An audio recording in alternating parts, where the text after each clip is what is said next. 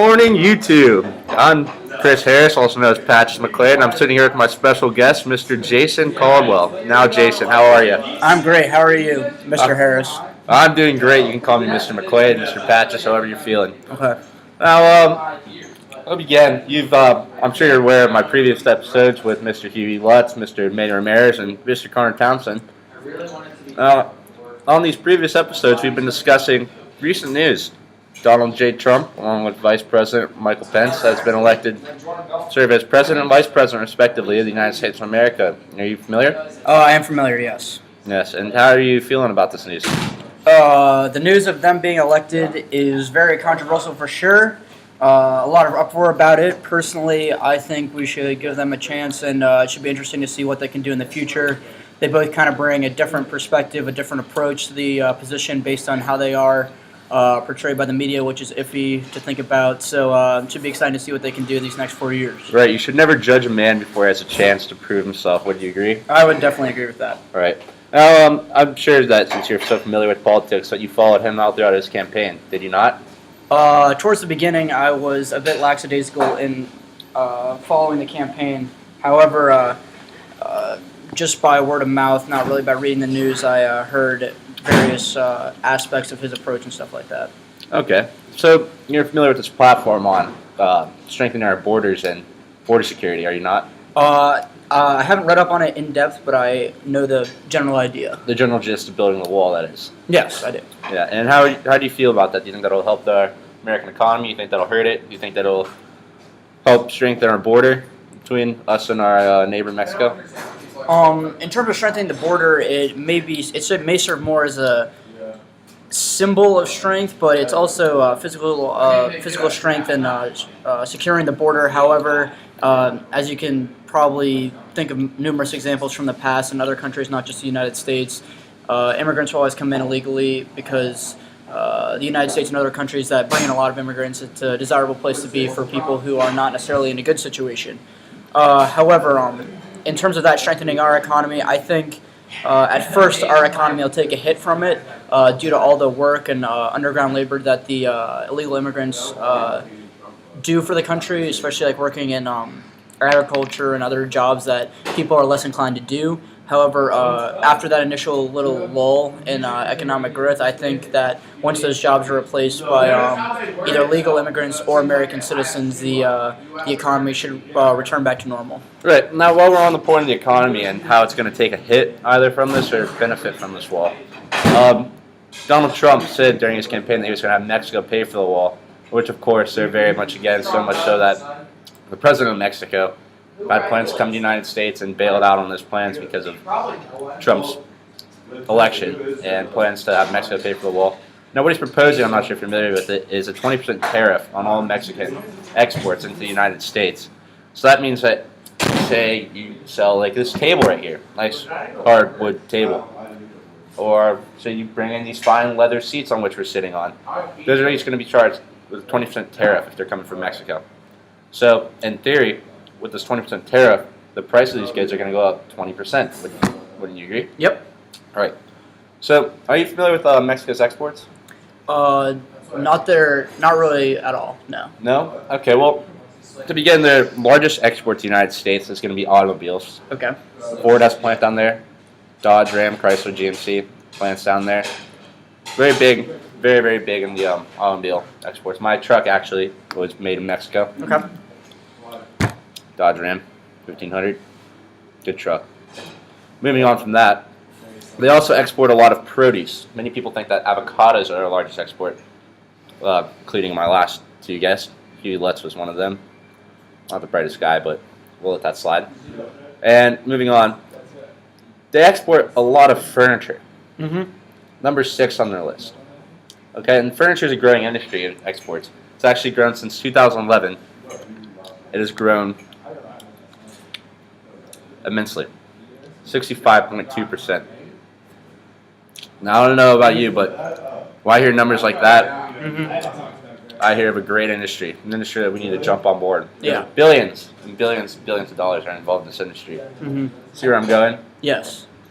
So I'm proposing that instead of whining over this tariff that's going to be taxed on to these goods. Mm. We take what Mexico's exporting and manufacture it here in the United States, and that, what I'm proposing, is furniture. Because their other exports are going to be precious metals, which is mining. We can't do that here. Agriculture, we can do that here, but again, that's very dependent on the climate, and it's very hard to start an industry like that. But furniture, the price of the raw materials will not go up. The price of the wood, the leather, the metal, all those will not increase.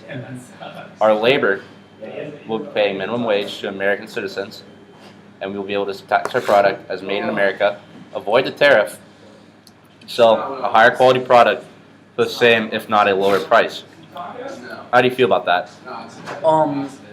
When you say same if not lower price, you got to think about historical trends and prices of stuff produced domestically compared to prices of the same product that is made internationally.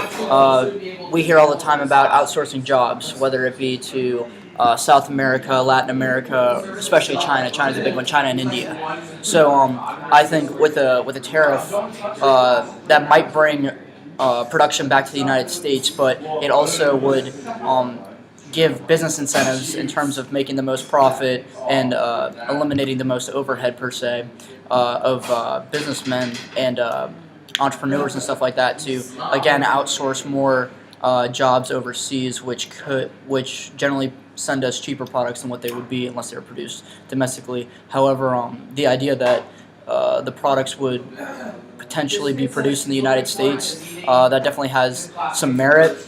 Ideally, that's what would happen, but I think it would happen with some products, but however, we still would lose the vast majority of products to outsourcing to a different country besides Mexico. So we're thinking this that once this tariff comes in place, then we're going to stop our imports pretty much from Mexico furniture, and it's going to be coming from places like China, I don't know, Canada, and other countries overseas where we can get cheaper labor, cheaper product, and avoid this tariff. Maybe we're not going to stop importing everything from Mexico, but I think there most definitely will be a different location of outsourcing of labor because, as I mentioned before, the cheapest products are the cheapest way to produce products is often what's pursued by businessmen. Right. I definitely follow where you're going, but right now what I'm proposing is my strategy would be made in America. When you see that stamped on a product, doesn't it incite you to buy it? Personally, yes, I am incentivized to buy that. Yeah. Then that's how many people feel here in this country. Is they're going to see made in America, they're going to know that product has many, many things going for it. One, it's going to benefit the American economy. Mm-hmm. It's going to benefit Americans who are building that product and providing them with a job, a stable job. And also you're going to get the quality that American goods generally do have, which is far superior than those made overseas, which you've seen time and time again. And I believe that with this tariff put in place, we'll be able to build this product it'll be a more expensive cost than what they're building over in Mexico. Mm-hmm. Yes, because of labor costs and all that. But once that tariff gets taxed on, it's going to make the price of their product increase 20%. Right.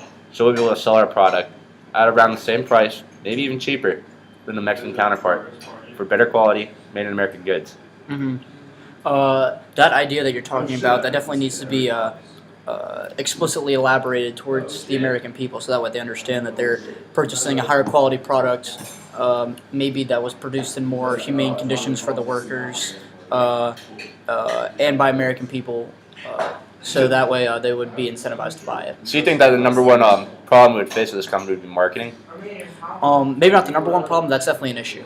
So you think that the best way to go about doing this would be to market our product as made in American good, made by American people, and exploit the labor conditions out in Mexico? Yeah, because if you're going to raise the price on something that, in terms of a tariff or something like that, the people need to know that there's still a reason to buy it at this increased price. So marketing is very important. Right, but our product would not be increased because of the tariff. That would be Mexican product. But the thing is, people would probably be buying the cheaper products in the first place simply based on price. They don't.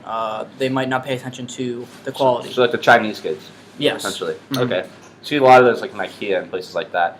So the number one strategy for this would be branding, and branding our product as a made in America company. Mm-hmm. Okay. I see where you're going. And, on that note, I'd like to thank you, Mr. Caldwell, for being part of the Patches McLean Show. It's an honor having you as a guest here. Thank you, Mr. McLean. On that note, we are signing out.